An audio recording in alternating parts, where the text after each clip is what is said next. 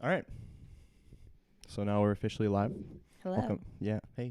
Welcome back to the second episode of the INaction podcast. I'm honored to have as my guest another great friend of mine, Rachael. I don't know if you want to introduce yourself or maybe you want me to give it a shot. You go for it. As my friend. So I wanted to I wanted to have you on because I know that when we spoke in the past, you were working on an environmental project. I don't want to get the term wrong, but a self-contained environmental unit, something along those lines. And I thought it was really interesting, so I wanted to have you on, and maybe you could put in your words what you do and probably do a better job than me. Yeah. So right now I'm working on my master's in BioResource engineering at McGill University.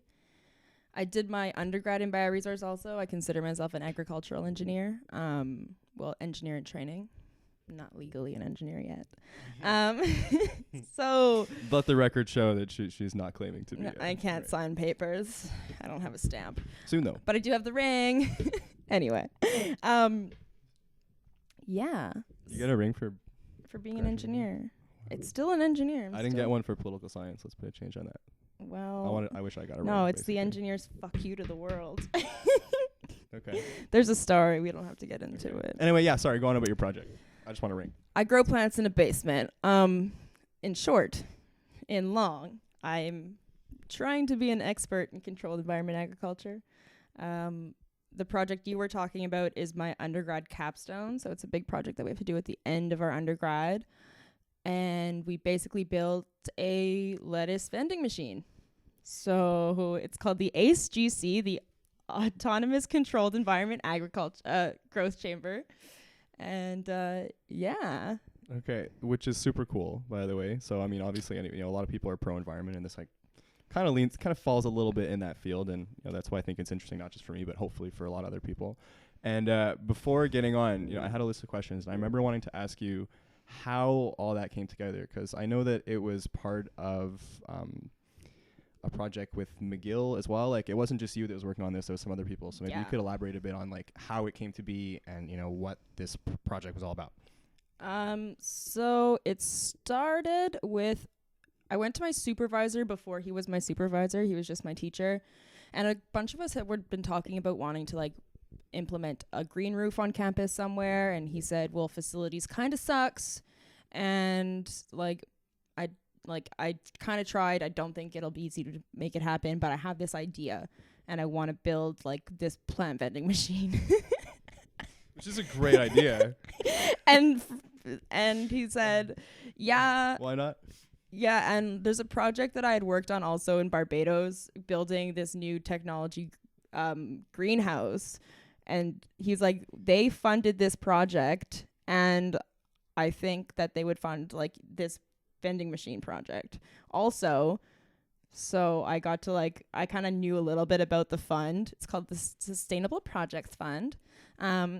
Every student gives, I think, 50 cents per credit, and it's matched by the school. And so it's a huge fund that just goes towards sustainable projects at McGill.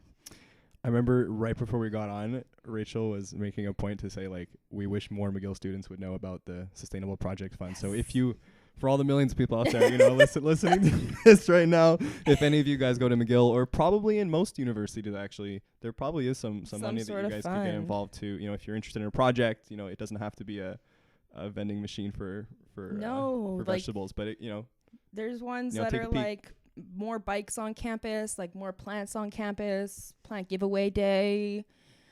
There's a whole bunch. Like the permaculture garden was funded by it, so it's really cool. And it's anything that's sustainability related, or like ours was mostly funded because it's education related. The ACE-GC is going to be installed in, it's called the Community Engagement. ACE-GC. You guys are looking for it. That's a dope acronym. See, I like it, right? My supervisor's like, you need to make it sexier. And I'm like, I think ACE is a really good word. It's powerful. Yeah. So what was I saying? So it's going to be installed in this museum that they're building on the Mac Farm campus called the Community Engagement Center. So not just from the McGill community, but from the community, like the wider community in Montreal, and like a lot of like elementary schools are going to go, and it's right next to the dairy barn complex. And so they kind of are going to get a little bit in touch with their agricultural or where their food comes from. I remember being super impressed when you told me that you guys are working on that, because, you know, a lot of people go to school, but not most people go out of their way to, you know, really get themselves involved with the community. And I remember being intrigued by like how you were able to kind of put the project together. So when you sent me the resources to look at before, I remember reading, and I told you before we got on, the application form that you sent, so long. and it's so long. They did give us $30,000 though. Right. So that's you fair. can't just be like, you know, also like I have to not that I would forget him, but Pierce is my partner in this, and this would never Shout happen. outs to Pierce. Shout out to Pierce, because we kept each other sane the last few years. Doing like this wouldn't have happened without him, but it also I don't think it would happen without me. So we're a good team. So a couple of years, walk me through the timeline of like Oh my being able to put goodness. this together, because like I don't know if like we could really like, you know, if you guys can wrap your head around this, because I've had the luxury of being able to read some of the material, like I said, and like what it ends up being is like multiple people being involved in the project, Yes. multiple skill sets from pure you know, agricultural work to robotics and engineering and coding, and you know, being able to find all the skill sets involved to make that happen, and you know, do it with, I think you could maybe obviously be the better person to answer than me, but when you look at it, you can actually see, like you said, the $30,000. So you know, with not much more of a budget than that, you were able to put all that together, and like it's cool. So what you ended up with it was like, from what I understand, a functioning It works. vending. It moves things around. I have a video of it. Can show you. I don't know if it's gonna look great for the camera, but like you guys could look for that. How would they find that video if they want to? I don't think it's posted anywhere right now. It's You should supposed post to it. be. You could post. I know, but we need to do the final edits. It'll be made available sometime. We'll link it up. But if they're on the McGill It's campus, right, in St. Anne's, Yeah. they can go see it, right? Not yet, because the museum that it's being installed in isn't finished until Museum? the fall. That's the community engagement center. You haven't even finished it. They're already putting it in a museum. No, that's the whole point, that it's like going into It's the antiquity. Like that's how quickly the world moves now. It's already past its prime. It's not even done Yeah. construction yet. It's done. It's been done in Japan for years, so it's outdated here now. No, it was being built for that. So, but they're like 2 years behind schedule. So it's okay that we were a little behind schedule. Well, it's still super cool. You know, I applaud you for taking the initiative and actually going out of your way to do something that was cool for you, and obviously, you know, hopefully cool for other people. You know, maybe they're intrigued by that too. But I learned a Yeah. lot. Let's put it Learned that a lot. way. That's amazing. So yeah, go on about like how you were able to actually like find the people that you needed to make this work. So yeah, after my supervisor was like, okay, go build a plant vending machine. Said, okay, first we start the funding, which took a while because, as I mentioned before, I ended up leaving for a summer when I was supposed to kind of be working on it, but I got another job out west and went and worked I on remember that. I was super jealous. You just I don't see that often, but you're like, yeah, I'm going to Barbados for the summer to work. I'm like, Oh yeah, I did that. That was before all of this too. that's pretty I sweet. built the greenhouse, tested it, I learned went to to Cancun for 5 learn to weeks to surf. work one time. I remember that too. Pretty sweet. Maybe I was jealous. Maybe I was You're like, after you. if I she was can like, do it, I can do it. Yeah, so I started working on it, and I don't even think, because I was just so young and naive, like looking back, like I knew nothing before this started. I just was like, but it's me, so I'm like, I could do it. Like, it's fine. I can do anything I put my mind to. And so I met Pierce in a class, like he was in my program, and he was looking for like a summer internship or something. I can't really remember, but I was like, oh, I'm working on this project and we're getting funding and they're gonna pay us some money, so you want to work on it with me?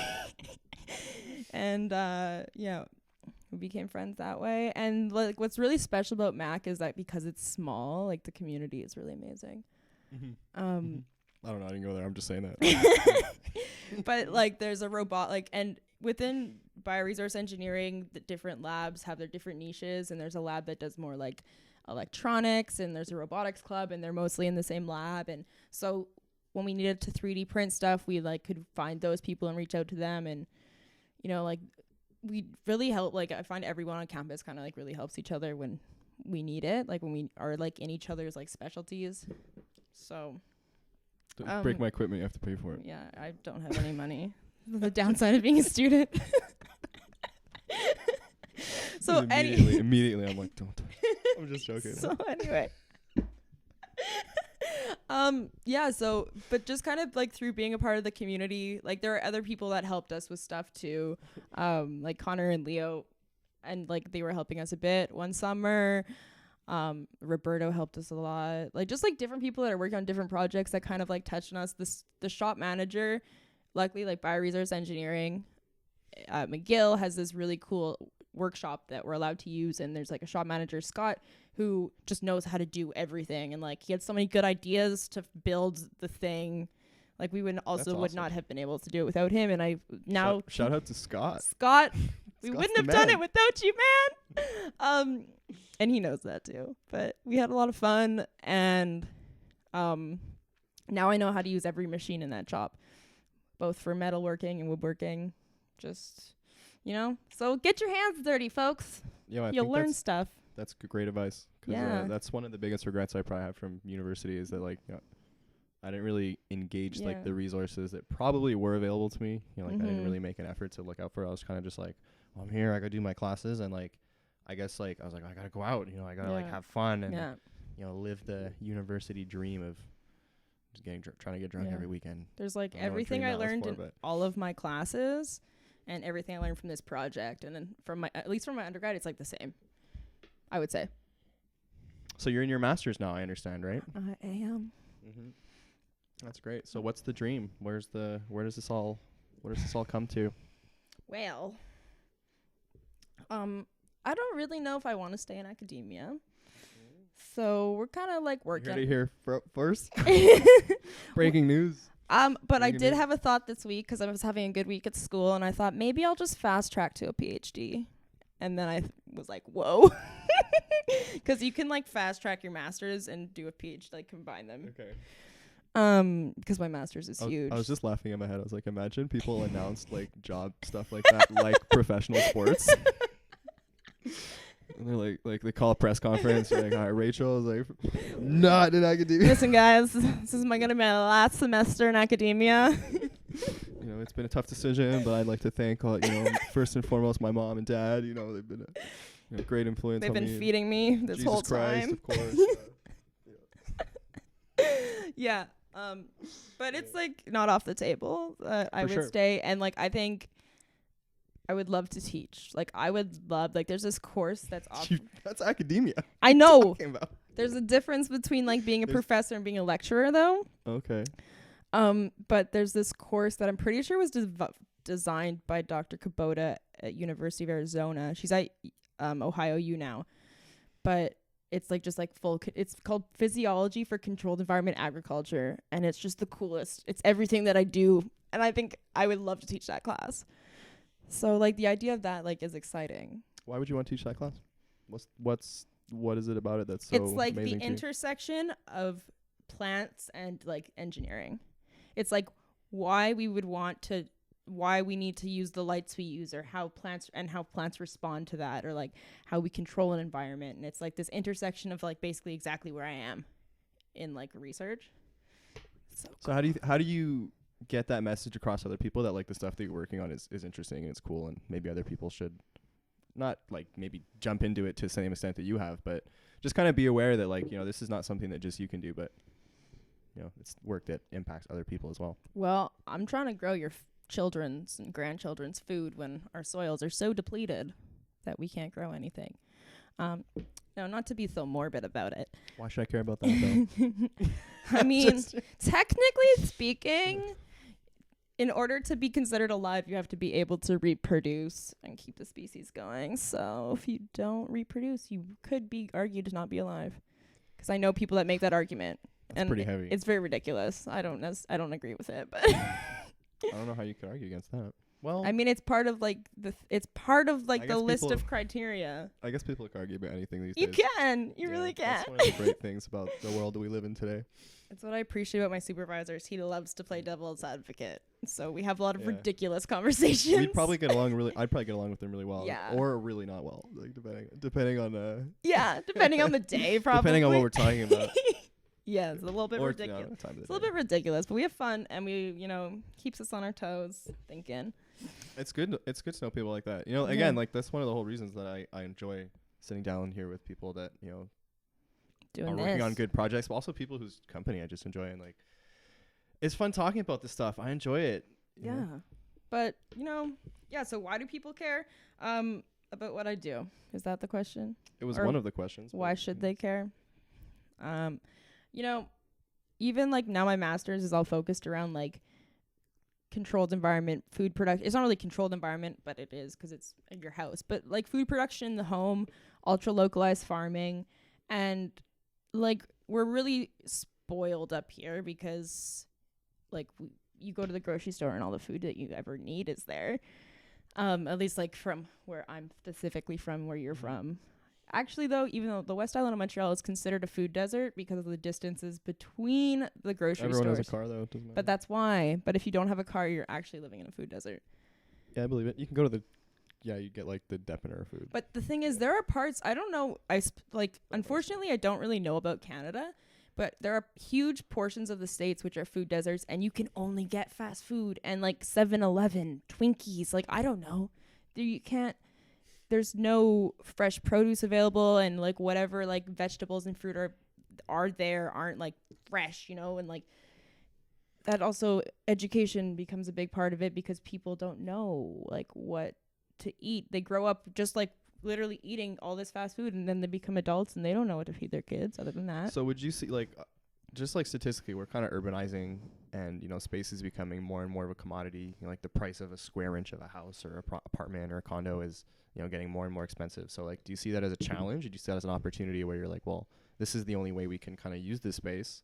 Or are we kind of putting ourselves into a metaphorical box where we just don't have enough room to do this stuff? No, there's enough space. I mean, we can use this, like when we start to employ the vertical in agriculture, we can increase the yields like tenfold per unit area. I think, and I don't think that what I do is gonna we can't produce all of our food the way that I do it, but it's a good tool.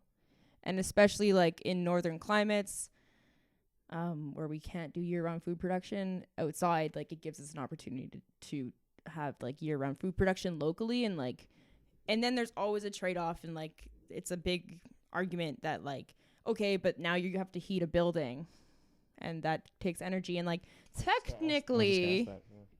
technically all of our energy in Quebec is renewable hydropower. Mm-hmm. Not that it doesn't come with its own slew of issues. Well, not everything. I mean, depends how you want to analyze the... Like electricity. Yeah.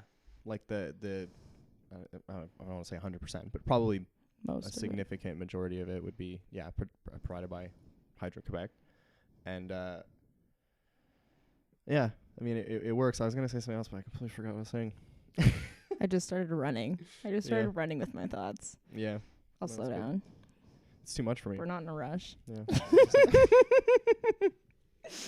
I get excited. No, but yeah, so like the energy that would take to run the building, like you can probably figure that out, right? Like you'd have some kind of way to say like, well, this is what our, food production is taking on this side versus like this is what it would take to run the robotics and like run the energy that it takes to do that. And there probably is a financial or trade-off at some level. And it doesn't have to be fully automated, but like usually the environment control would be automated, but so is your house, so it doesn't need to be fully mechanized and a robot. There can be still like labor involved.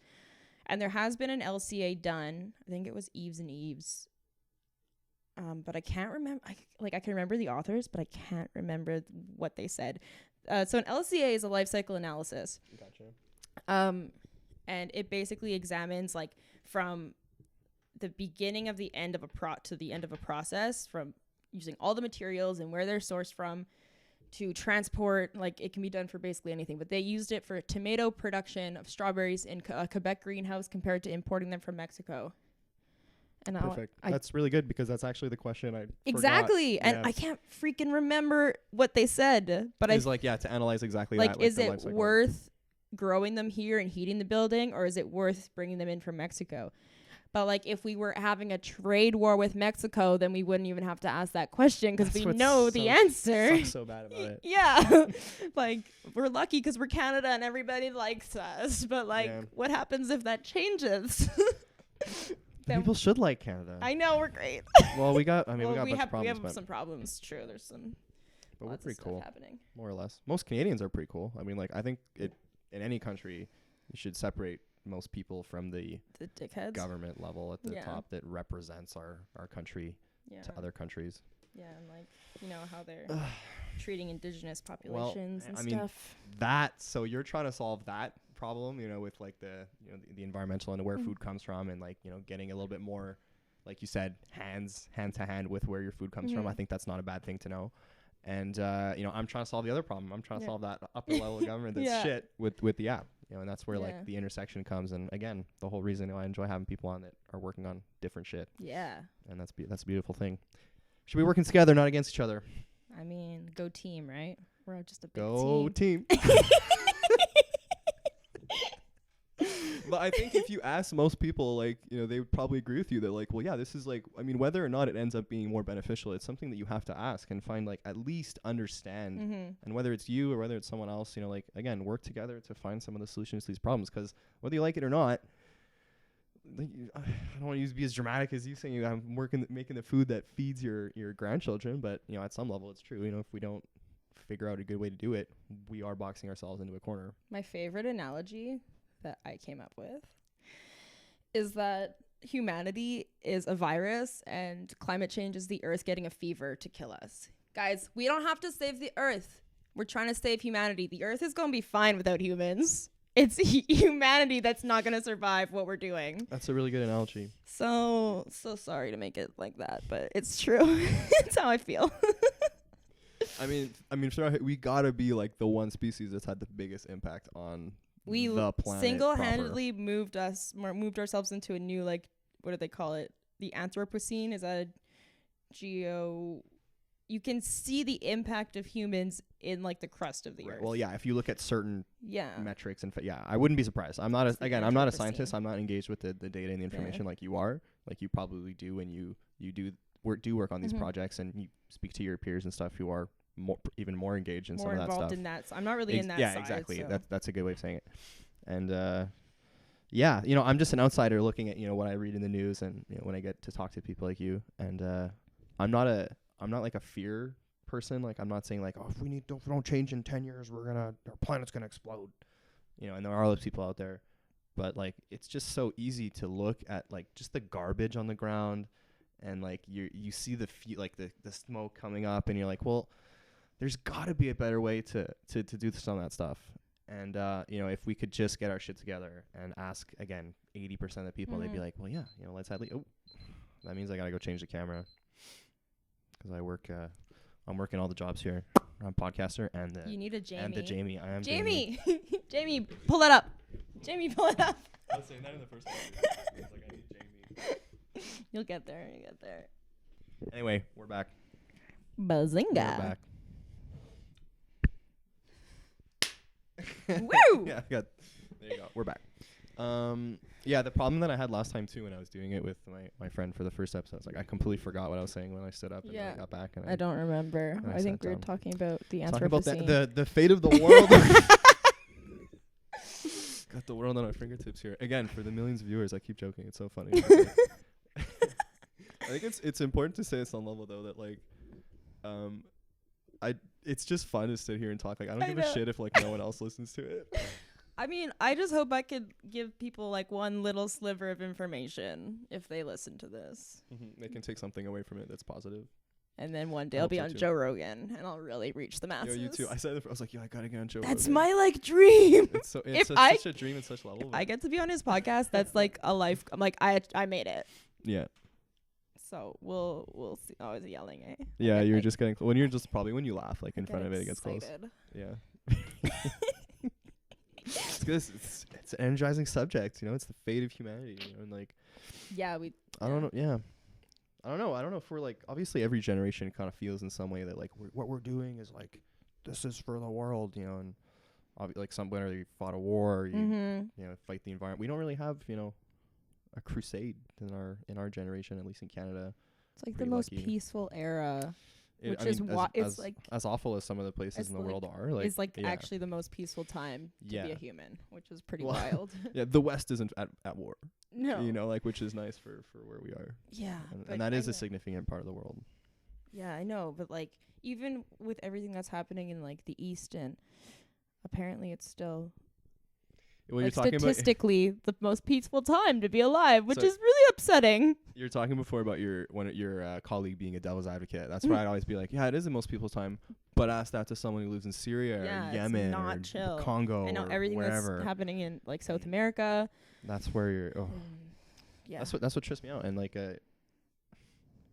again, it doesn't really impact my life. Like, I could easily ignore it, but like, it's just not something I can sit well with. Where I'm like, I'm sitting here, fucking talking about life and enjoying, like, you know, a nice day with a good person, with a good friend, and some fucking child has to like run across a minefield to run to safety. It's so wild.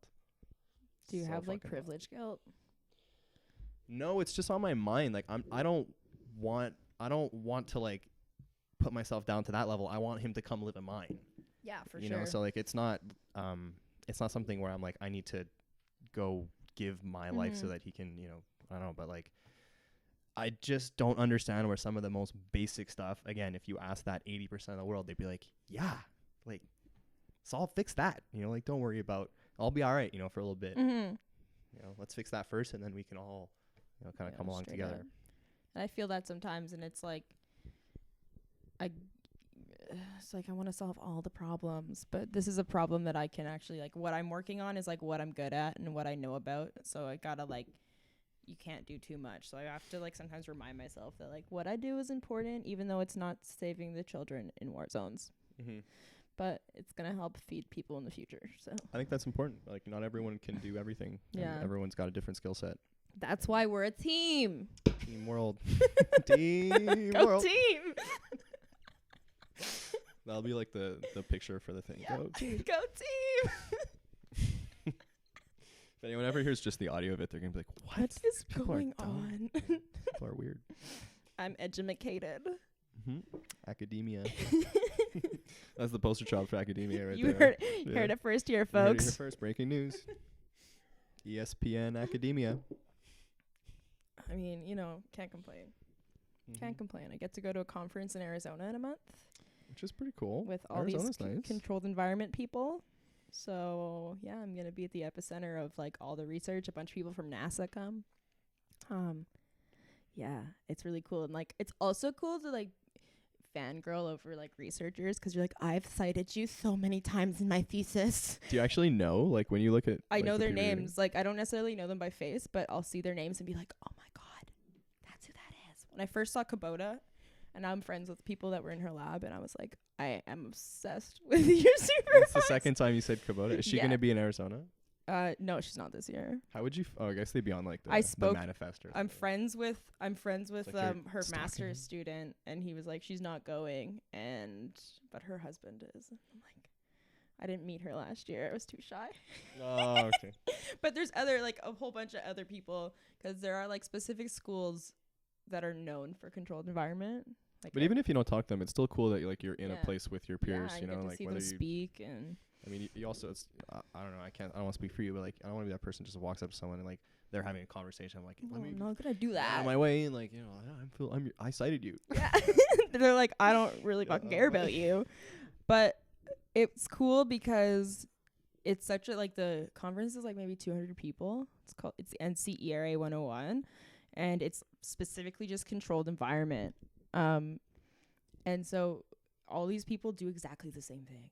Like, just like little nuances within the same thing. So it's so easy to talk to them. Do you find it's like a mutual thing, or like it's a little competitive where you're like, these are? No, I think we're a team. At least like that's what I think. But like, yeah, there is competition. I think that's good. There's competition, but then once you see like all the professors, like all the researchers who are in academia still, they all like know each other and they review each other's papers, and like, yeah, there is competition, but usually everyone kind of has a niche. So you kind of, it's not like conflict. It's just like we're working. No, We're more we're- working together than yeah. we're working against each other.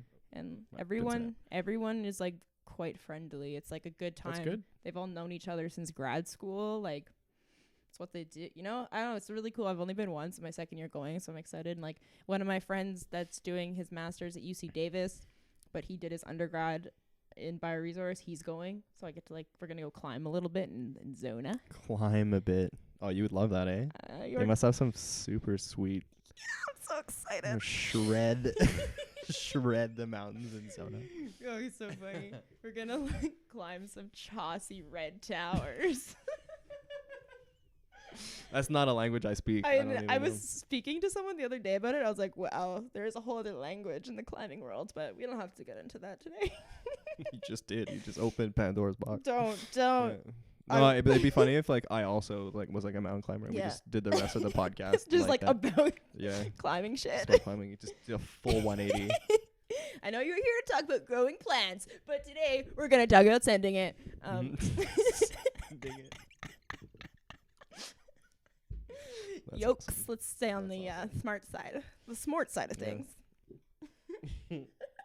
Well, I mean that's all part of what makes you who you are. 100%.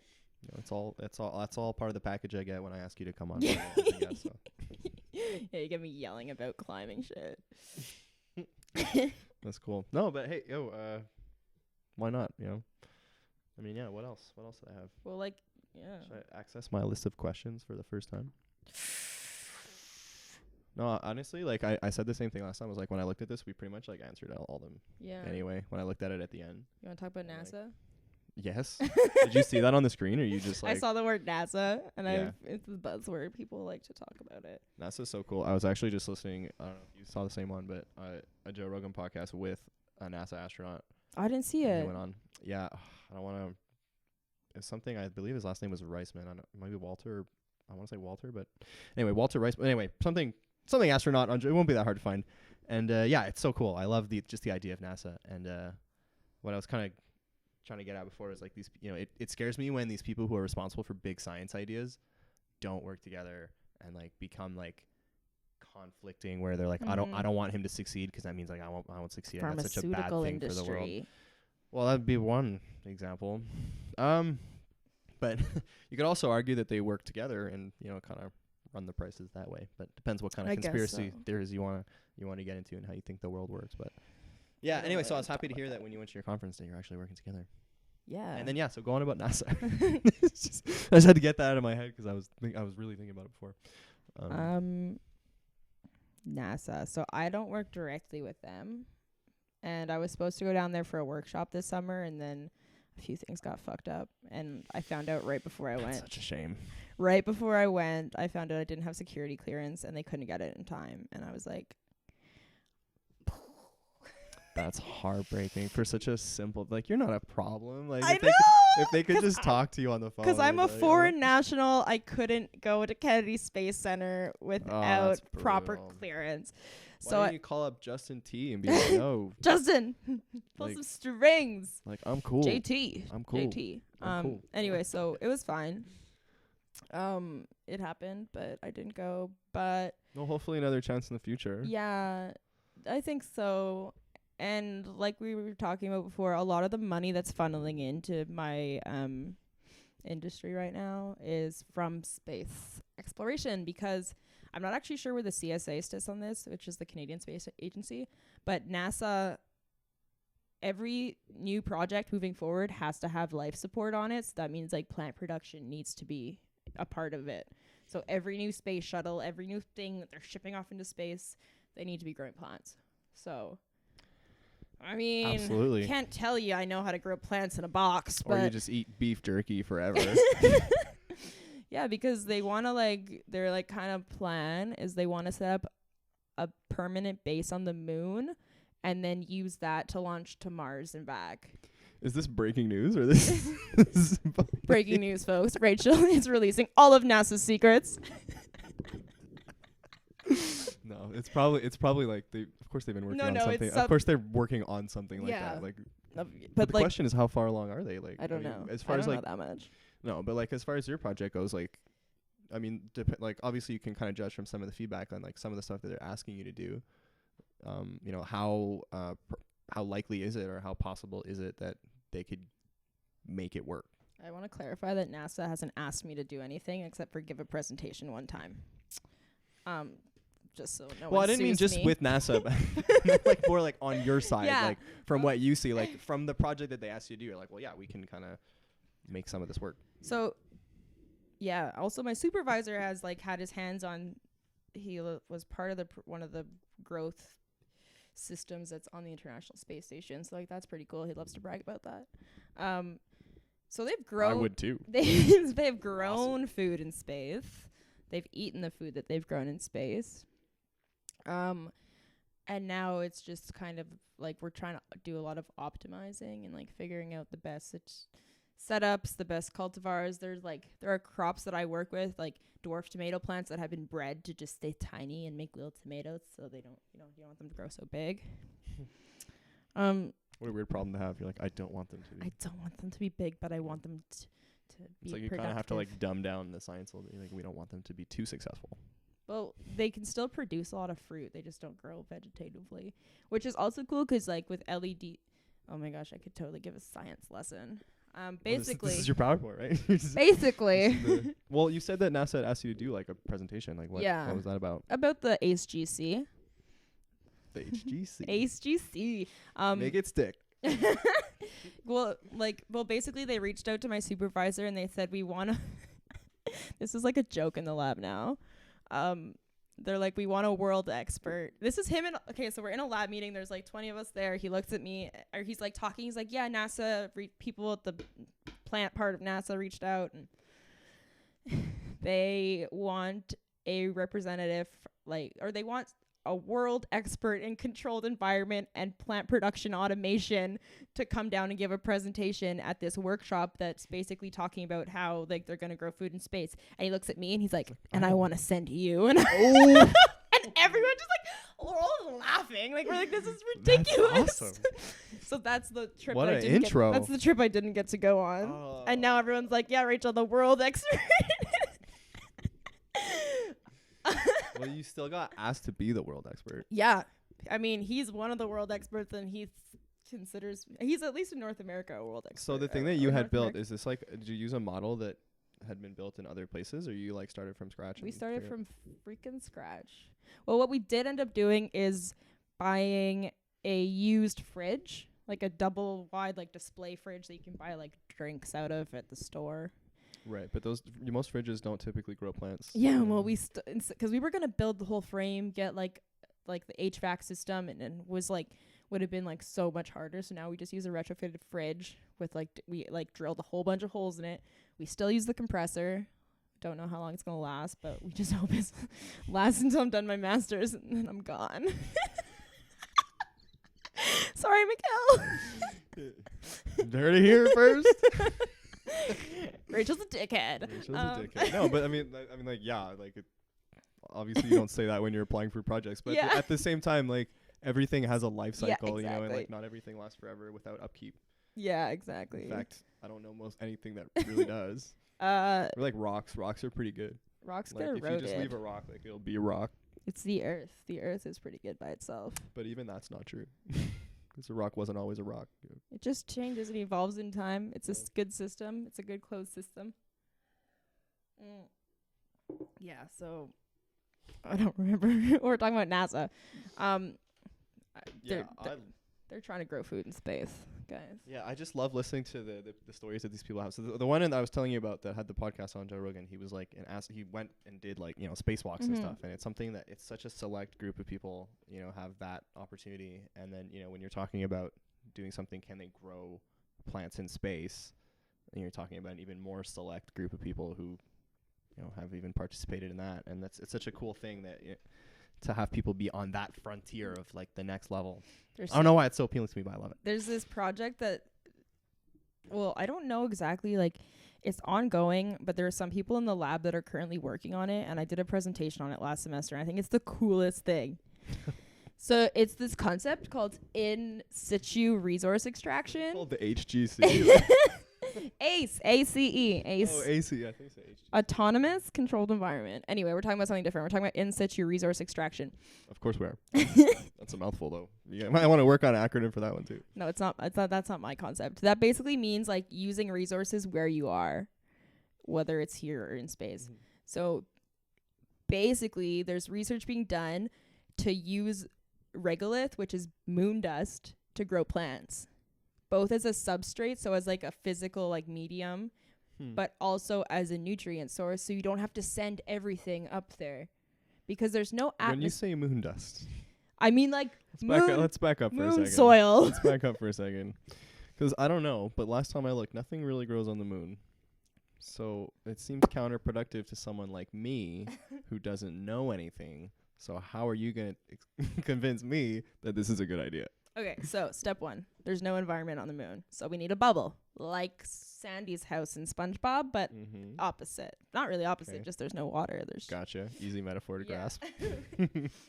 Doesn't or like a terraform kind of. But it doesn't. We don't need to terraform the whole moon. We just need like an environment that we can control. Step 1. Step 2, Newton's laws of energy or matter, physics, the 3 laws of physics. Matter isn't created or destroyed, it's only transformed. So you can't, so plants take like carbon dioxide, the carbon dioxide they use to grow, they take it from the air, but there is no carbon dioxide on the moon. So we need to send the physical stuff there that the plants are going to grow out of. The nitrogen, the oxygen, the carb, like it all needs to be sent there, because you can't, even if you have a seed, you can't grow it out of nothing.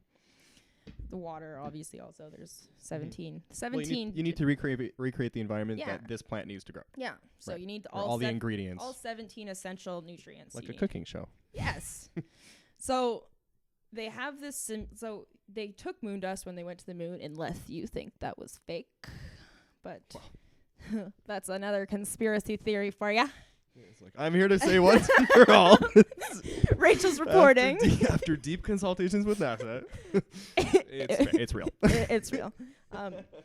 But they basically like took moon dust, they analyzed it, and then they have like a simulated version that you can do research with. And they want to see how they can use that to grow plants in. So like it reduces the amount of stuff they have to send. And so if it's done like hydroponically means like lack of soil. So you can use like sand though for hydroponics, because sand doesn't hold any like nutrients itself, but it is like a medium for the roots to grow in and have like a physical like environment. There's lots of different stuff you can use, organic or inorganic, whatever.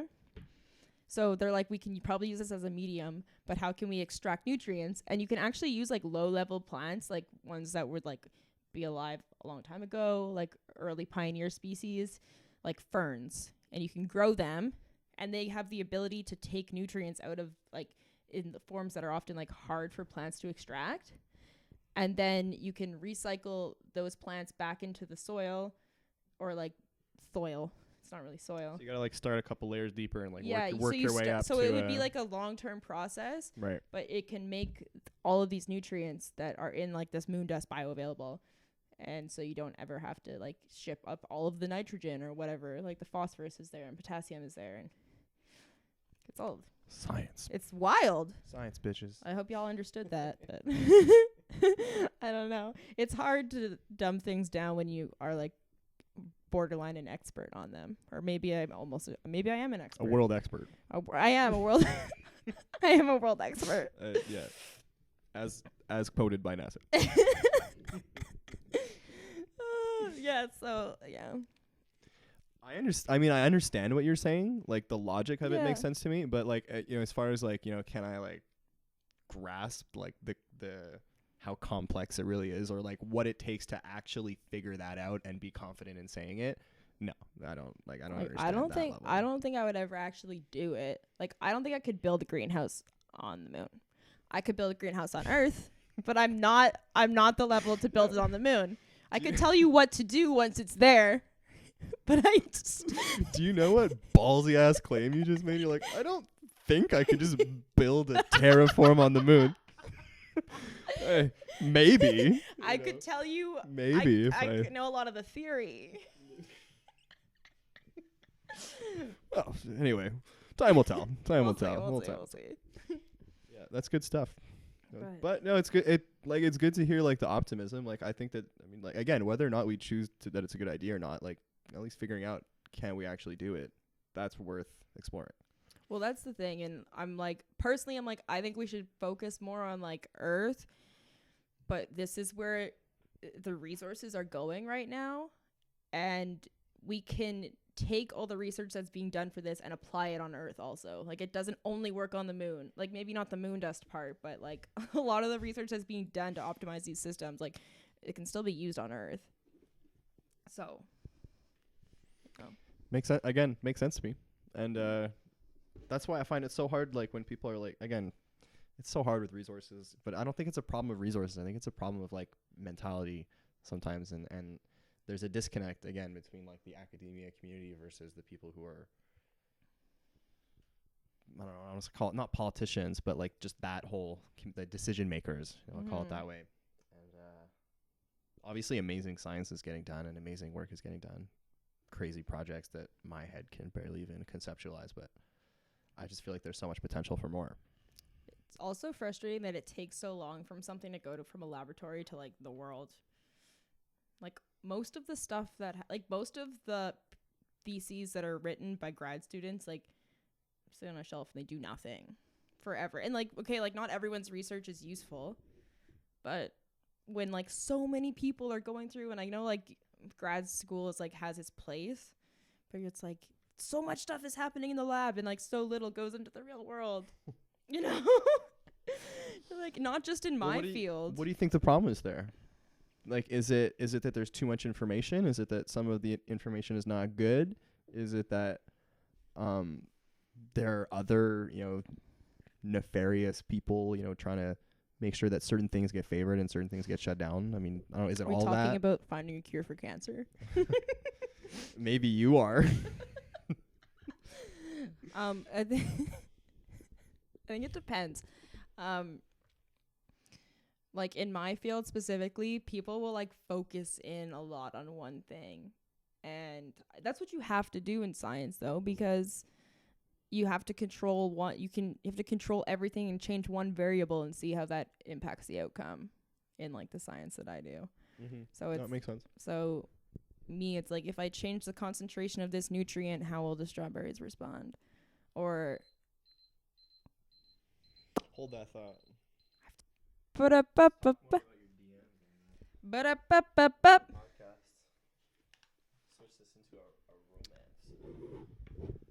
If you slide into my DMs, I probably won't answer you. Unless you climb shit. More breaking news. Well, I was talking about science. Yeah, you were in like the middle of a science formula. Yeah, research. So if you want to know how something impacts, like an example, how a plant grows, you can't change like 12 different things in its environment. You can only change one at a time. Yeah, exactly. So it's like very slow moving, and like everyone thinks what they're doing is so important, but like realistically, like is it? Realistically, only the stuff that I'm doing is really important.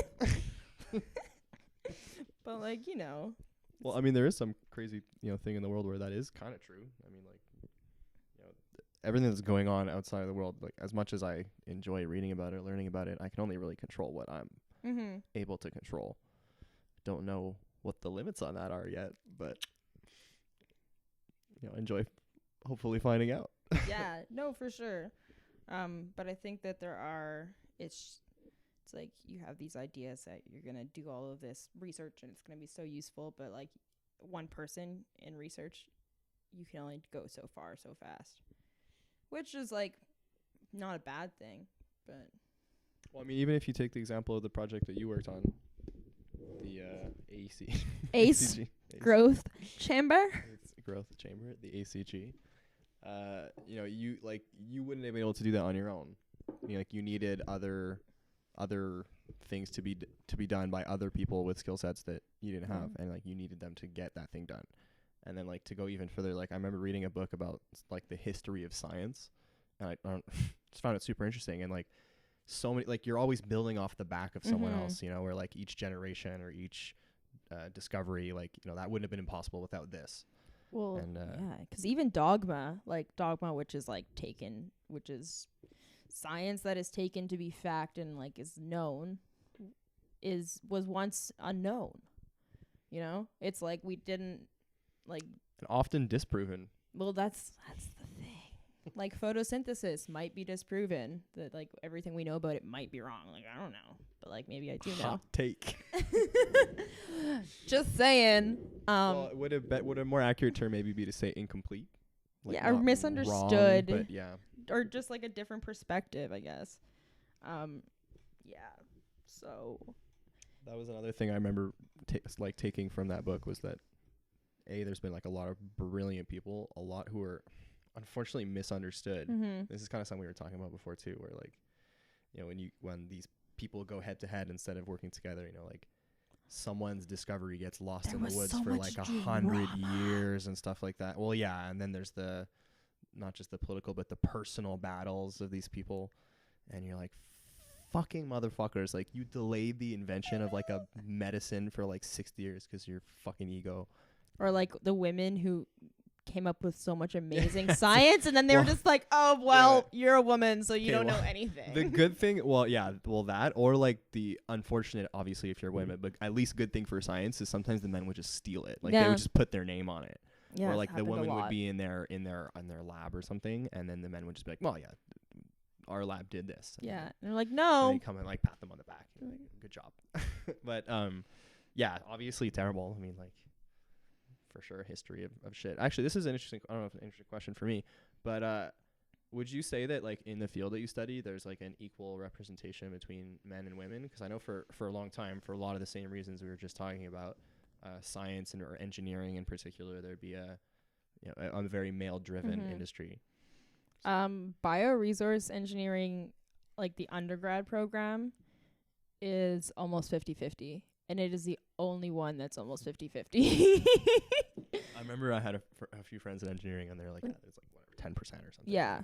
No, so and like engineering proper. yeah, like Bree is almost 50-50, which is cool. Like the staff though, like of all the professors, there are only 2 women. How many out of like maybe 12 profs? So like it's definitely dominated by men still. And even like I'm thinking about the conference, like the big names, it's like highly dominated by men, but I think it's shifting, and I don't personally, I don't feel so much like I need to like prove myself because I'm a woman, but there also is like some cultural aspects to it. Like people, like, 'cause there's probably, I don't know what percent, probably at least half of the grad students in our department come from like our international, if not more. So sometimes like different cultures perceive women in different ways, and like I can feel that at like, you know, like, and it's a cultural thing, or like maybe I'm just like being really sensitive. Which ones? No, just joking. But it's No, we don't need definitely any of those. something. Don't It's need any of definitely that. something that I've experienced more, like not like really like from undergrad, but like more like in like grad school, maybe. That sucks. But like it's not like I say that, but it's not like really bad at all. Like it's That's good. It's like that sucks, and it sucks, and it's good. No, but you know, it's like where I'm at, is pretty even. Well, it sounds like you're doing some pretty cool shit anyway. Yeah, like I don't know. I just like World expert. I am a world expert here. The thing about grad school is that There you go. Break it down. when you're young, you think you know everything, I did. and then the more you start learning, I forgot it. you realize you don't know anything. Like, what is that saying? The more I learn, the less I know, or something. Something along those lines. Actually, that might be exactly it. But well, I'm not in grad school, and I feel exactly the same way. It's like you think you know. You think you're like we're definitely smart people, Thank you. but you think you know a lot about a topic, and then you start researching it, and you realize you know so little. And that's for every single topic you could ever think of researching. That's how it would be. Yeah, I think part of it's that cascading information we were talking about before, where like you learn one thing, but then you're like, but if you don't know why that thing is real, you don't really know anything at all. They're so yeah. So until I learn why God did what he did in 7 days, I just don't know why. But do you believe in God? Well, no.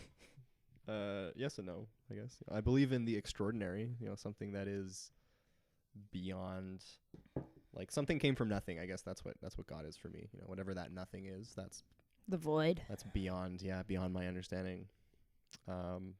But do I believe in a man in robes or any other of those fable tales? I was reading something the other day. It's so shocking to me how similar so many of their stories are, because again they pick from the past, and they take things that worked and add things that didn't. And when you really like read a lot, it's so obvious, and you're like, well, there's nice stories, and like there's good morals, and that's great, but like, what the fuck is wrong with these some of this stuff? Like, I don't want to call any with specific like religions out or people's beliefs or whatever. Like, you're totally entitled to think what you want. I just don't get how you can like be so, or some people anyway. Obviously, a lot of them see through that too, but how some of them can be so blinded by the pure, just like, do what I want and do as I say, not as I do kind of behavior. Yeah. Let's not talk too much about people's religion though. No. What does NASA think about people's religion? Don't ask, don't tell, probably. I don't know. No, but this stuff comes up when I'm talking to people all the time. This is stuff that I think about. Yeah. And I don't know if that's good or bad anymore. I'm not sure. If I follow the news a lot, sometimes I'm a little discouraged by like, maybe I shouldn't say some of the stuff that I do. That's why I don't really follow the news. Right, you were saying that before. Yeah, no hate. It's just hard because I don't have a lot of control over it. Not that I'm totally oblivious, and I try to stay somewhat informed, but it can be very overwhelming. And like, especially being so into like the environmental side of things and like being very aware of what's going on in that regard. It's like they've hosted workshops at school before for climate crisis. What is it? Like basically like for climate anxiety, for people that don't know how to handle like the fact that the ice caps are melting and we're all fucked, which I don't necessarily think is true. We're in a good spot right here, physically, geographically. We're lucky. We're the lucky ones. Like, Los Angeles is going to fall into a crater at some point when the San Andreas fault splits. Miami's going underwater. Yeah, so whatever. Or maybe not. But like, maybe we'll figure something else out. Keep the dream going a little bit longer. I think like I personally think we'll be okay. But it's like maybe what's okay? I mean, I was reading something about the United Nations where they had this big legal case, and the question was, can someone be a refugee based on a climate crisis? So if your country is gonna lay low underwater, and you look at the science and you can kind of see it happening and it's measurable, is that enough to qualify someone as a refugee? And they kind of said yes, but they kind of said no. That's interesting. Because they said, yes, you can apply for it, but they denied the guy's claim. And he lives on one of those Pacific islands. That's like is going away. I mean, that's ground zero for... Yeah. In a double pun way, that's ground zero for sinking islands. So, I don't know. What does that say? If he can't go... Then like, where is he going to go? Like, well, I mean, he could leave. Yeah, he can apply for immigration status like somewhere. He can leave, but he can't be a refugee. He can't be a refugee, which is a whole different thing. Just in terms of how you move around. Very interesting idea, and complex. Because then it's like, when do you start drawing the line? Because at some point, like it's not like a overnight thing. So they could say, well, you've had 10 years to figure this out. Why are you coming to us now and saying, but like, if you're a poor person and you don't have the means and you're just working to survive. Yeah, well, the United Nations is a little bit like some of these science projects you're talking about before. Getting anything done takes like 10 years. For sure. It's like the ruling to get this guy. I think this guy did, I don't know. I don't want to speak out of turn, but it was like 5 years ago or something. Wow. Where he made his application, right? And then by the time it gets to that level, it's I didn't know about that. It's interesting. I read the news a lot, and I pick up on all these things. Where like I'm reading, I'm like, what? Like I mean, the question is logical to me. You know, like, is it something to do? And I don't know how I feel about it. Yeah, I want people to live in a place that they're going to be able to survive and live. But what qualifies someone for what's a crisis? You know, is it I mean, we already have, like, if you have a hurricane or a volcano or something like that, you get refugee status. In fact, you know, a lot of people from Haiti after they came here. I'm not going to say a lot, you know, whatever, probably less than maybe needed it, but you know, we still, you know, took in you know, whatever bunch. So I mean, is that a climate crisis? Is that a natural disaster? Is there even a difference? I mean, at some level, people just need help, but then what responsibility do we have to take them in? And I don't know. I don't know what the like. There's no perfect answer to that, but there's a reason I'm not in politics. I don't know either. Well, I don't think anyone knows, but you know, are we doing all that we can to help people who are going through shit that's maybe out of their control, or for one reason or another aren't able to, they don't have the resources or don't have the capability to solve these problems, and we do. The kicker is that we make all the pollution, and for the most part, third world. Okay, well, developing and developed countries are the ones that are polluting more, and the poorer countries, for the most part, are the ones that are having to deal with the repercussions. But I would also say, and I obviously you don't want to put all the countries in one basket, but there's a lot of countries. The developed countries, I would say, are probably the only ones who are finding or investing in technology to reduce their consumption and find greener ways to do it. But the developed, like, again, we're responsible for most of the problem in the first place, so it makes sense. But you know, I mean, how do you judge a country like India or China, where, you know, like their consumption's big, but like their per capita, it's not really the same as it would be in like France or Germany or something. Well, and you know, they just need whatever energy they can get. Yeah, and they don't care if it's coal or some other shit. And it's been like an up and coming thing. Like there's just been such a big shift in the last even like 20 years in terms of like where the epicenter of like the pollution is coming from, I guess. Maybe more. Is that something that's on the mind of your colleagues? Like, do you work with people who are studying that kind of specific stuff? No, ours is more connected to the natural world directly. It's more like environmental engineering, which is kind of like a subset of civil. So I'm not super close to that. But gotcha. Because that seems to be like, again, I read the news all the time, and the environment thing is very much on people's mind, whether they, you know, whether it is as urgent as they think it is, or whether it is as, you know, dire for them where they live as they think it is. It's definitely on people's minds. It's been for a while. Remember the Kyoto Protocol? Well, I mean, I know of it, but like it was in 2000, I believe. I remember reading it into like when I was like, I didn't understand it, but I remember reading it and just being like, I don't really. Read it in 2000. Yeah, I didn't understand anything, but I remember reading it and having it on my home computer with a big white block of screen. Dial-up internet. Yeah, and I somehow downloaded it, put it on a desktop folder, and was like trying to understand. How old would you have been? 6. So I guess. You really did that? Yeah, I have a very vivid memory. BS? No BS. Pinky swears. I believe you. Like, I remember not really I believed you before the pinky promise, but it's just like, that's like shocking almost. Like in retrospect. That's like before. Fuck, what was I doing when I was 9? Like. Yeah. Trying to like make the NHL at 9. And now it's like we're analyzing like the Paris Agreement, and it's like nothing is fucking changing. No.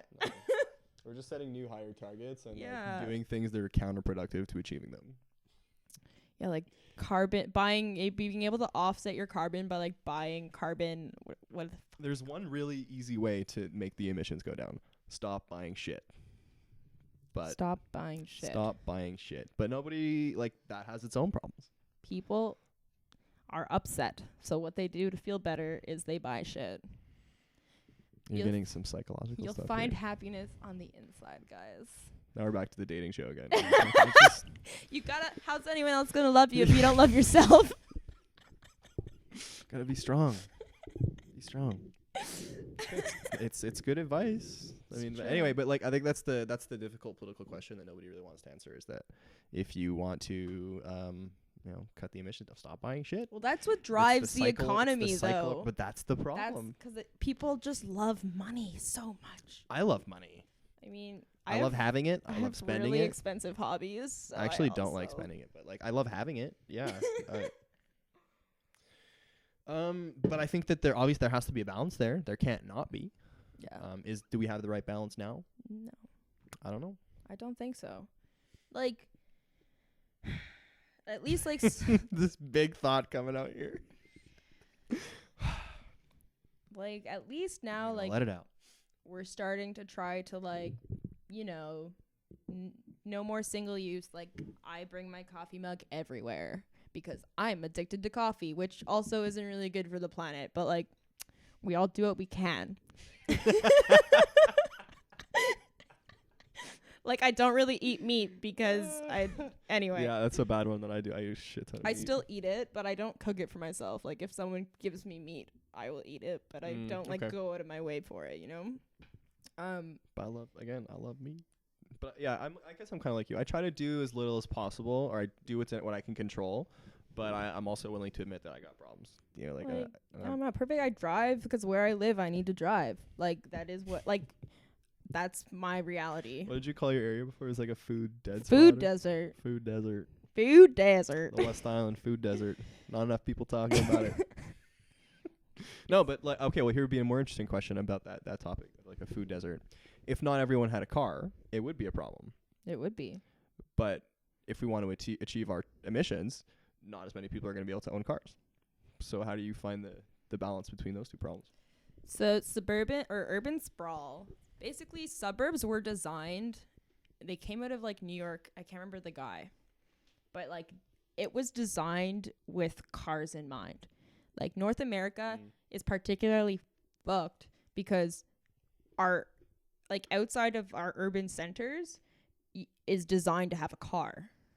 So, and it's like ingrained in people's lifestyles and like the way that I was like you too, like the way we were raised. Like everyone has a car. Everyone has a car, and I'm like, I don't know. Like I have friends who survived until like really recently without a car. I actually don't have one right now. I don't mind it. But you live in the city.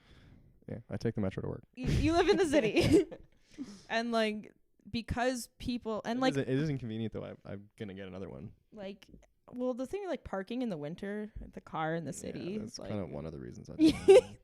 It was a bad one last year. I had to shovel that thing out so many times. That day when it was when it snowed like 40 centimeters, I was laughing. You fucking idiots. Right, so I'm like beast of a car. But I'm out in farm country, so. What? Well, I go to school on a farm. I know. I live in Pierrefonds farm right now. country. It's on the island of Montreal. There are farms. But anyway. For the people for our millions of viewers who don't know that you live in Montreal in the West Island. I live in the suburbs of Montreal. Yeah, in farm country in Montreal. It's unfortunately you travel around and people are like, "Oh, you're from Canada. Like, do you live in igloos?" I'm like, I know, it's crazy. No, I've never actually heard that. I have someone who swears that they did hear upon it, though. Someone asked them, they're traveling. Well, I ride to school on a polar bear. They're really nice, actually. They don't want to eat you at all. No. I love traveling. Yeah, I guess you're lucky with your work. You got to go to some pretty cool places. You're going to go to a little trip to Zona. You got to go to the thing in Barbados that you said? Yeah, I'm lucky. Yeah, what was that one all about for the people who don't know? I don't even really know. I kind of know, but not. So it was in my lab now. This is like my first project that I ever did with my supervisor when I was still baby undergrad. There's this summer program, but McGill was entrusted this land in Barbados that is now Bel Air's. Is it called research campus or campus? Like McGill has a campus in Barbados, basically. So one of the PhD students that was in the lab that I'm in now, he was building his like final prototype there. So they went down there and they retrofitted greenhouses that were there with like basically it's an evaporative cooling system that passively cools a naturally ventilated greenhouse without having to use like fans and stuff. You just like mist water and then you use like when water evaporates, it like takes heat out of the air. So it cools the air and it like increases like the movement of air. It's just physics. Just common. Layman's terms. So yeah, he built one there. He like retrofitted one, then he wanted to build one for his like to test. So I was a part of building it and testing the first crops in it. And I did some other classes while I was there. I did a class at the University of the West Indies. I surfed every weekend. So jealous. I've never been surfing. Yeah, it's so much fun. I was supposed to go one day. I was in San Diego, and like I was like telling him, I was like, I'm going swimming today. Or sorry, surfing today. I was like, like laughing at everyone. And then like we got to the beach, and the water was just flat. No. Like not even like anyone was there. Not even like people who actually know what they're doing were out there. And I was like so disappointed. Sucks. I would love to go at some point in my life, but it's hard, but it's fun. Yeah, so I was there for that. And like the thing that's interesting about that is like these tropical greenhouses are used to cool the environment instead of keep it warm. So it's like inverse of here, right? And the reason that they need to do that is because since these places have so many tourists, the tourists go and they want like the food that they're used to at home. Like not 100%, but like the retrofitted greenhouse that was done, like but they put the technology in like the 2 summers before I was there, was for pepper production. So pepper is a temperate plant and like it can't grow. Tomatoes also, like it can't grow in that heat. So they needed to cool the greenhouse. Well, you know what that means. I do. I can start that whole thought all the way over. Do you have another battery? Or is that it? No, I only have one battery. Like it's flashing right now. But it's okay. What I did last time is like I didn't have to like wrap it up then. Like I just like put an image that said like there's no camera left. Okay. And it's like it still works. No stress. I can actually show you what it looks like after. Anyway. Go on. I was talking about Barbados. Oh yeah. So like the tourists want these temperate crops. So then they actually have to like start cooling environments to produce crops that wouldn't naturally grow there, wouldn't grow well there. So it's expensive. I mean, also Barbados is what's wild is that you can drive around the whole country in a day. It's so small. Like I could probably like run around the whole country. Yeah, not in Canada. I don't remember how big it is, but we'd be like at the bottom and the top in the same day, and you're like, what the fuck? Like this is a country. It's cool though. It's cool, but coming from Canada. Yeah. Well, we Barbados, drove across Canada. Yeah, we did. That's how Phil. So like, fun story. Phil and I know each other because I jumped in their caravan. I forgot about that. That's so funny. I like decided the night before they were leaving on this trip that had been planned for months. The night before I quit my job and I got into the back of a fucking car with this guy that I hardly knew. And we drove across Canada and Phil was in the other car, well, in his van, part of the caravan of like, how many people were we? We were 4. We were nine at first and we were meeting up with 3 other people. Yeah. So anyway, wild time. Like we went to go pick cherries. Luckily I got hired at the same spot as them.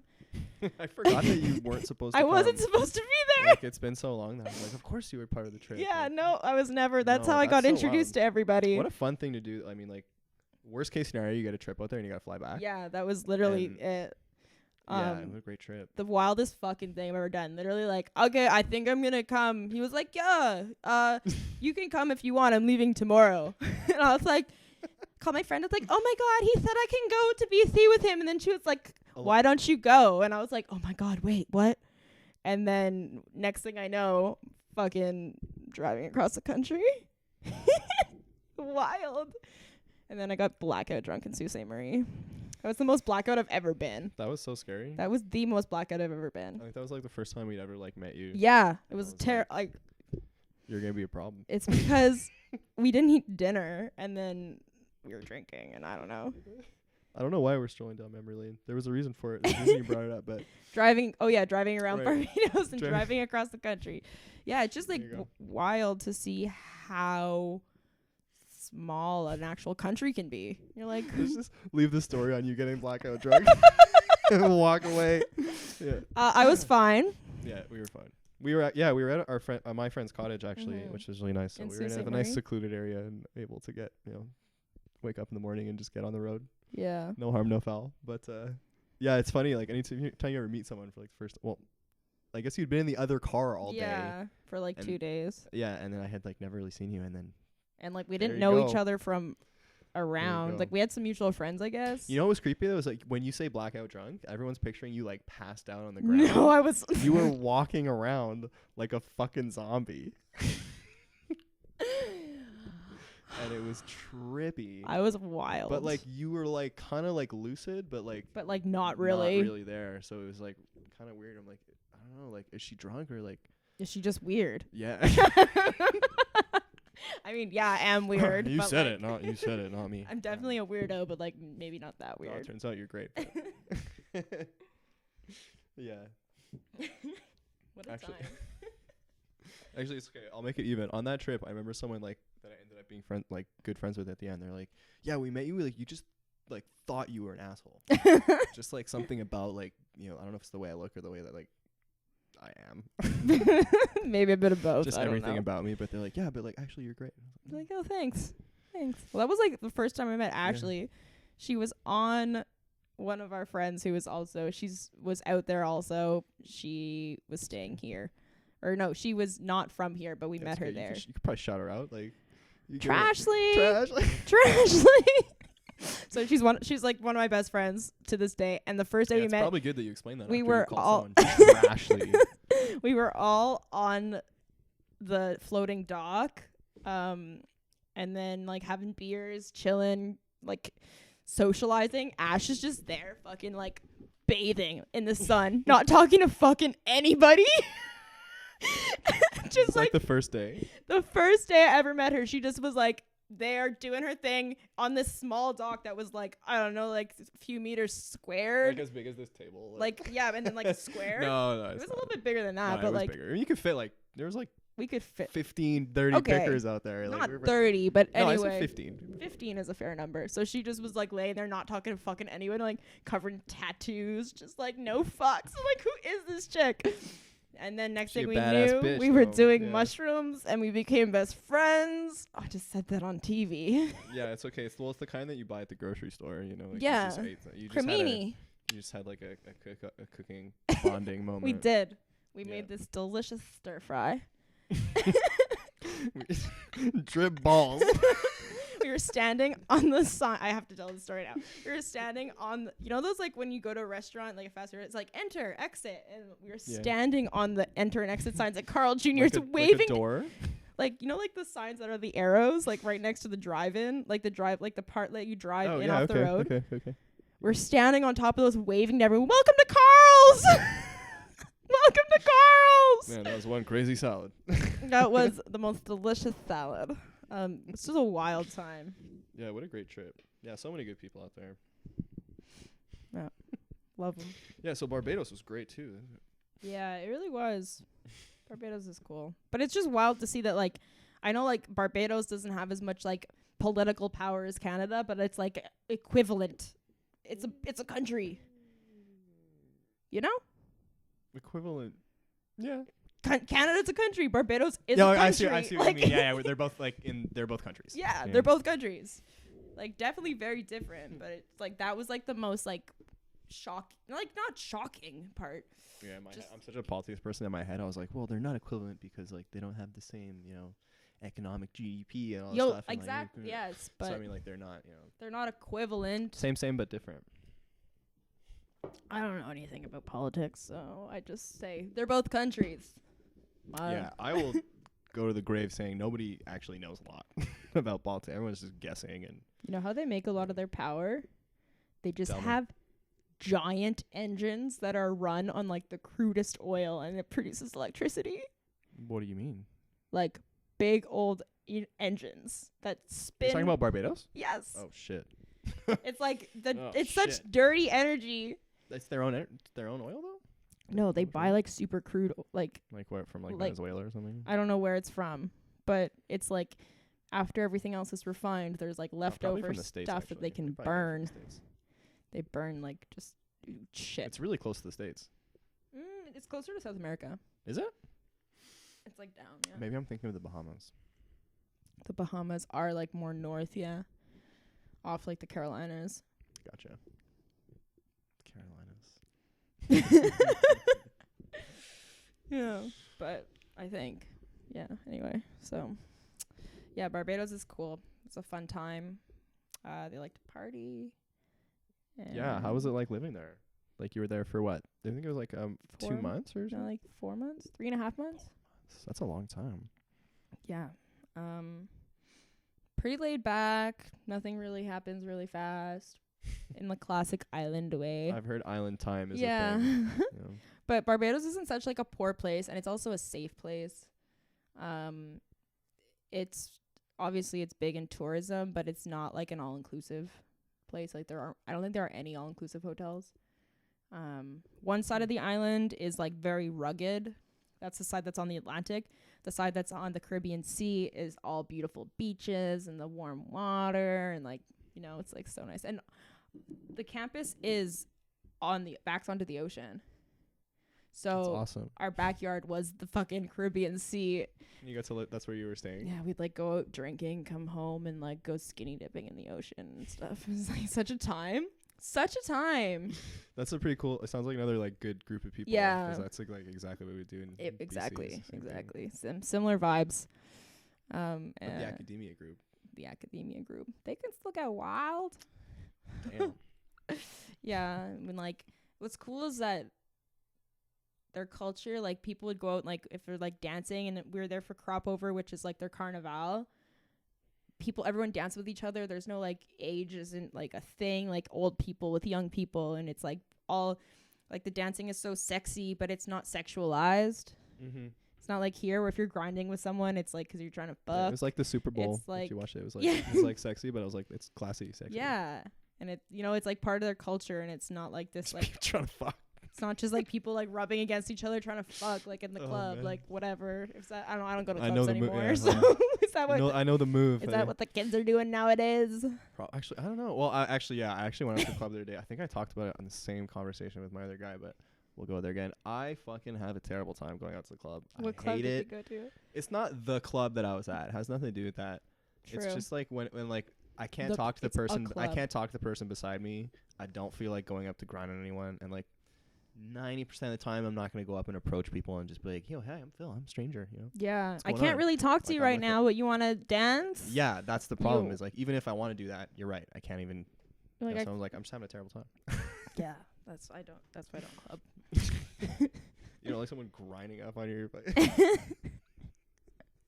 I mean, I love a good dance, but But that's why Barbados was better, right? Yeah. Like your friends. and or stuff. like Yeah. shows are fun. I love going and dancing at shows, and then like it's like you go for the show, and then the show's over, and then you like go to a bar and have a beer. Classic. Not a big music person. I Nah, don't really go to shows. Again, I like talking to people. true. I bought all this shit so I could talk to people professionally. And have them record us. Yeah. Like when I can't, I'm just like, even if I'm at a music concert, like I just can't hear anything. Everyone's yelling.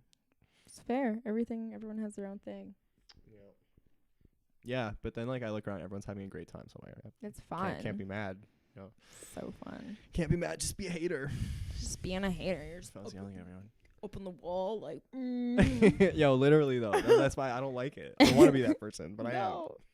Yo, at least like so you know what situations to like not go into. Yeah, but I was going out for a friend's birthday, so So I like them. I like those people. do you? They Yes, I club on do. their birthday. That's okay. I like those people. Yeah, if it makes you happy, do what you want. True. And if you go with your friends and you're dancing with your friends, then it's fun. And if the music's good. For them, or for you. Like I love me. to dance. So I don't like to dance with my friends. there you go. But like, dancing is fun, but like the club is a different thing. I have to be the right level of hammered though. Like if I'm that, then maybe. Get wild. Yeah. But anyway, tying it all back in, it's like it's a different thing here. And I feel like it's not the same kind of like, it's not ingrained in our culture in the same way as it is down south. Yeah, which is cool. Like when I watch them dance, I'm like, that's cool. Yeah. I'd rather dance like that. They're real good dancers. Yeah. Yeah, now I can't dance with white boys here because they bore me. Oh. Oh God. Yeah, Cut that's that okay. cut that out. I'll just let you keep going. So, folks, No, it's your podcast now. This is what give people what they want to hear. Commandeered. God damn. No, that's fun, but it's good that you went down there and you actually like experienced, you know, like you saw some of the more local stuff. You know, a lot of people, like a lot of people will go down to a Caribbean, they take a vacation and they just stay in the resorts all the time, which is great. Like, obviously, if you just want to go relax on the beach, like I understand like people want to take that kind of vacation, but I'm like, no, like I want to go out. You know, I want to see like what's actually going on down here. I only recently started appreciating a vacation where you just lie on the beach because I started working way hard. Like once I got to grad school, like even undergrad, I was like, I want to take my week off and I want to adventure for 10 days and then run back into it. Now I'm like, holy fuck, my brain is melting. I just built a robot. I need to I need to like drink margaritas and sleep for 14 hours a day. Both, like you go down there, you book something, you go out. Yeah, you do like some whatever day trips or do a booze cruise. cultural exchange. There's rum punch, so it's culture. Like it's okay. It's local fruits from mine. We went to the caves, so it's culture. Like no. Well, yes. Don't discriminate against booze cruises. I don't. I love a good booze cruise. They have their place, so I always get sunburned. Yeah, well, I'm not built for that. Like, You're not really built for that either. I'm not. You know what? There's an interesting thing. So the reason that we have different skin tones, or actually, like, I haven't seen the science behind this, but this is what I've been told is the science, is that it has to do with, like, the level of melatonin in our skin has to do with the amount of vitamin D that we can get from the sun. So because we have less sun here, we need to have less melatonin because we need to absorb more vitamin C. And if we go down south, then we just get skin cancer because we don't have the protection of the melatonin. And like that's why if you look at like the color of people's skin from the equator, like to the north or the south, like it's a gradient. Like Argentinians are white. And I remember when I was in South America and I was like, oh my gosh, I didn't know Argentinians were white, but it's because they're like still far away from the equator. Mm-hmm. So anyway, fun little like. And a lot of them are from Italy. Well, there's that too, but like evolutionarily. Yeah. I mean, yeah. I remember reading that there's a bunch of like that's some of the reason. I had a class in university. Mm-hmm. It was about imperialism, and they said that was one of the big reasons that a lot of the slaves got brought over from Africa for that part of the world is that they would use the locals or whatever. They'd use people from different parts of the world, and they couldn't survive in the sun. Sorry, not they'd try to bring over like other European slaves to do it, and they would just die. Like they'd get sick, or they'd bad, or they'd get a disease, or like they couldn't deal with the mosquito, like whatever. So like, well, bring people who are from latitude. Yeah, it's crazy. Everyone's so caught up in race, and it's just like they just hate everyone. It's just not really about. It's just a lack of a value for human life. It's like actually, it's about how much sun you get. Yeah, and I know that you would say something. It's not to deny that obviously terrible shit like fucking happened. Sure. Yeah, you gotta be careful. But it's just that it kind of happened for everyone too. Don't want to undermine that history. Yeah, that's actually one thing that everyone has in common. Everyone pretty much likes to drink across the world, and everyone has been someone else's slave. Yeah, at some point or another. Yeah, well. Alcohol and religion are pretty like tight, so pretty wild. We don't have to get into that. We don't have to get into that, but not so much anymore. No, I guess they've more separated. Like the religions are more like, well, at least the major ones, like the major world ones are more pure now. Like stay away from the spirits and stuff. But like think about back in the day. But think about the world's cultures. Most places get fucked up. Well, okay, so the history of this is that... Like, what do you do at the holidays with your family? Everyone just gets fucked up. Plastered. I drank every single day. In the best way. I went, like, not drinking to drinking every day over the holidays. Yeah, and it's, like, happy drinking. It's not bad drinking. Oh, it's good. Yeah. But the reason that, like, back in the day, because alcohol will kill bacteria that makes you sick in water... So people would literally only drink like beer and wine because that's the only water liquids that would not kill them. That's how you got to take a boat across the Atlantic. Your water's that seems like a good fucking idea because I'm drunk. So imagine. And I've been drunk for 12 years. Imagine the people trying to sail across the like Atlantic Ocean for the first time. Drunk sailing. Yeah. And, like, don't drink and sail, friends. Yeah, I don't think they were hammered though. Like probably their tolerance was sky high. Well, But even- and also like I think that you can depend. They didn't have to put that much alcohol in it to But like, I'd- get rid of the bacteria in the water. But like I think they'd mix it. It wasn't. I don't remember. I don't know. I don't know. I'm not a historian, but Jamie. yeah, Jamie. yeah, Get fine. up. I am a fan of alcohol though. I'll tell you that. I'm not not really drinking right now, but I kind of am. I just Social drinker. I'll drink on my own. no. It's like the idea is like, well, especially coming from engineering, and like drinking is a huge part of engineering culture, like student culture, because engineers Again, I are think it's just awkward as fuck, so we need to social lube it up. You like those men in Barbados a little bit. Anyway, so engineers are weird, so they drink a lot, but like it's like just kind of disgusting. Like literally. There goes the camera. Bye. Did you hear that? Kind of. I have Yeah. headphones on. That's true. So you probably didn't hear it. You Right. just said you did. Well, you were It's like, okay, I forgot. there it goes. I forgot the audio was still on. Like it's over. Yeah, so nobody else heard that. But now, like, they'll probably, like, if for anyone who actually made it this far, they'll see, like, the camera go off, and I'll just put, like, an image in the back. Did you make it this far? Rate me on 1 to 10. How much of a dingus am I? Please be nice. I'm afraid of the comment Do you want to section. be a dingus or not? No. I You want to get a solid score. Like, you don't want to be a 0. imagine. That's like the only thing that's like. Are you afraid of like people being mean to you on the internet? You asking me? Or, like, Yeah, the like you're world- putting the stuff. world? You're putting content out there. It crosses my mind, for People sure. are mean sometimes. Like I'm It low key crosses my mind. afraid that people are gonna be like, this bitch is so dumb. I think If anyone cares enough to actually watch, like, But would it really bother you, like, if I'm someone very thought that? sensitive. I think I would get over it, but Yeah. I would feel it. I would ask myself this. Would they say that to my face? And they probably would not. Oh my gosh, Taylor Swift has a lyric about that. You say it in the So, street, like, that's if- a knockout. You say it in a tweet, that's a cop out. Ooh. T-Swizz. T-Swizz. I just watched the documentary, reinvigorated my love for her. Sorry, There you carry go. on. Well, shit. I mean, I kind of believe it to some extent. I mean, like, if I think they'd say it to my face, I'd be like, well, am I offended, like, academically, or did they take, like, a personal shot at me? And then also, and then the other part of me just don't really care. Yeah. It's constructive criticism to some extent. I mean, I True. have, like, a vision for stuff that I want to do, Mhm. and we'll just do that. And I also hope that I'm putting things out in a way that are not gonna lead me to that direction. Yeah. Well, for sure. And I think like we covered a lot of different stuff. And I think when we started talking about stuff that we don't really understand, at least we express that. We're not like preaching. Like I'm only talking about the stuff that I really know about. Plus I say, and then I have opinions and I have things and I'll be like, I'm talking about this, but I don't really Mhm. know. Yeah, Like, there I- are certain things. Correct me if I'm wrong. There are certain Please things do. that I am a world expert on.